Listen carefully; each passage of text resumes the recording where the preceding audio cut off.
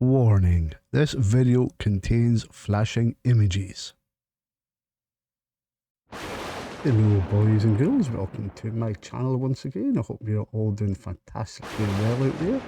Anyway, we are heading back into the good old scary Reddit stories that are meant to be true. It is up to you guys and girls to believe them or not. It's up to you, it's your discretion. Anyway, I think we should maybe get onto the story, shouldn't we? I shall be back.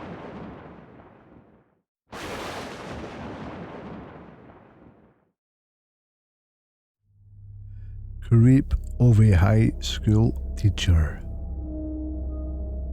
I was listening to creepy high school stories on YouTube today, which had me recall this, which happened to me. This is only the second time posting, so forgive me for any errors. It was back in 2002 when I lived in Australia and attended the local college. As a student, we were required to take a few technology classes, and one of my classes was metalwork. Our teacher, whom I'll refer to as Mr. Muzz, was a short, skinny man who was probably in his mid to late 40s, had wispy grey hair, and just seemed to generally hate teenagers. Our school uniform, I swear, must have been designed by a Class A pervert due to the fact that our summer dresses would go completely see-through if gotten wet, and unless you altered your school kilt yourself, always sat as a miniskirt when you sat down to class. Mr. Muzz truly hated the kids in his class and would scream at and legit throw us out the class at every minor discretion or disorder in the class. But worst of all, he was the biggest effing pervert ever. He would deliberately walk behind the girls in my class, me included, drop his pencil so when he bent down to pick it up, he would gaze up our skirts, dresses. He frequently told us that it was unladylike to wear boxers under our skirts or dresses, which was the thing to do at our school. It was the early 2000s after all. One day my friend Fleur was sick of his crap and wrote pervert bold letters across the front and back of her thigh and encouraged us to do the same. That metalwork class Fleur happily smiled as she stood at her workbench knowing that Mr. Muzz was making his pencil rounds. When he got round to her and dropped his pencil, his face contorted into a snarl. He grabbed her arm and loudly asked, "Why have you written on your legs?"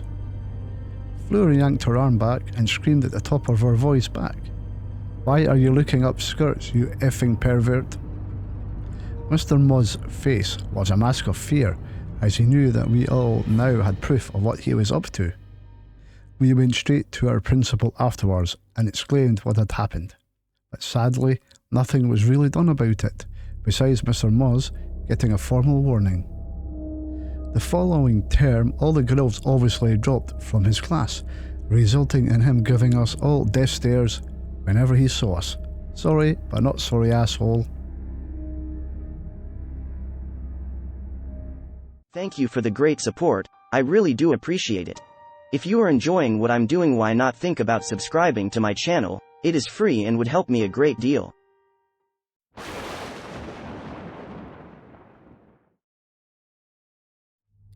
My Google Home creeped me the fuck out. This is going to sound stupid, I know, but hear me out. I found out that my adoptive grandmother died today. This is after my Aunt Sandra's visitation funeral about a week prior, and the death of my childhood friend, 5-day-old daughter. I consider her my niece. Obviously, I'm grieving and extremely distressed. I was in my bedroom listening to music on my Google Home, when all of a sudden my music stops. Now, we all know you can broadcast messages on a Google Home, as well as that it listens for keywords to know when to do certain tasks.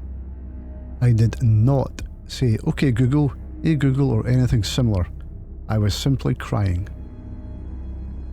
I was on the phone at the time, and multiple people also witnessed what happened. My music stopped, and all of a sudden I got a message. My Google Home said, "I'm sorry about that. If I had arms, I'd love to hug you.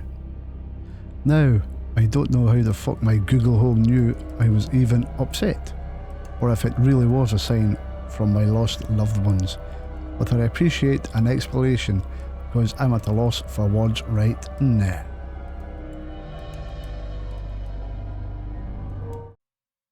Yeah, I'm back again, guys. I'm back to annoy each and every one of you. Hope you're enjoying the video so far. If you're enjoying what I'm doing, why not maybe subscribing to the channel? That'd help me out a great deal. And what would also help me out would be a like and subscribe. Yes, viewer engagement is important. Okay, let's get back to the video. I hope you're enjoying.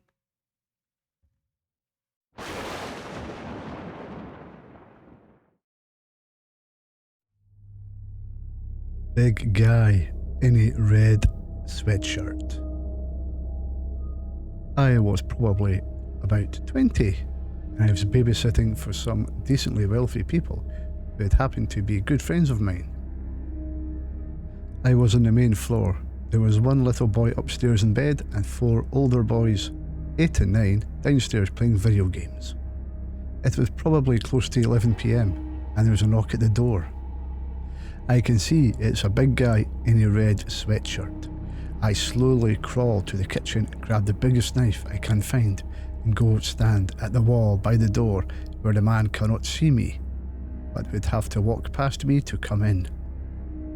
I called a homeowner because they have that Ring doorbell, and this was when it was very new and few people had it, so she can talk to the man through her phone. So she says, "I'll call you right back after I talk to him," and hangs up. Meanwhile, the guy is knocking aggressively now, and I'm praying none of the kids hear, as I don't want them to come upstairs or downstairs and scare them.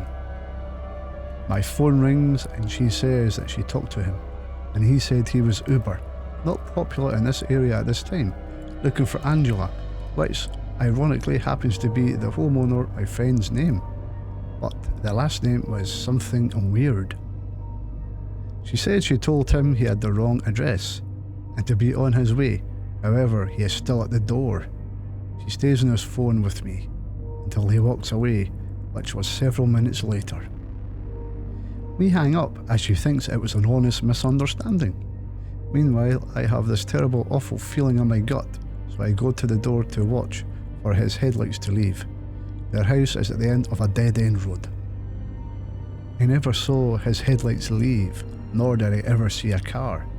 I laid on the couch staring at the door until daylight at 7 AM, when I finally fell asleep only to be awoken by the kids at 8 AM. The whole time this big man was standing at the door, all I could think to myself was, I'm a 20-year-old, 100-pound, 5'3" female. You have to kill him. If he comes through that door, you have to give it everything and kill him. You have to protect these 5 little boys. You have to stab him and stop him.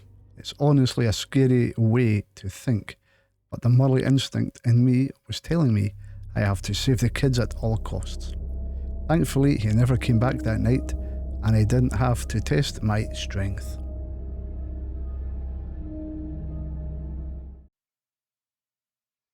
Thank you for watching my video. If you enjoyed the video, why don't think about giving me a little subscribe on YouTube?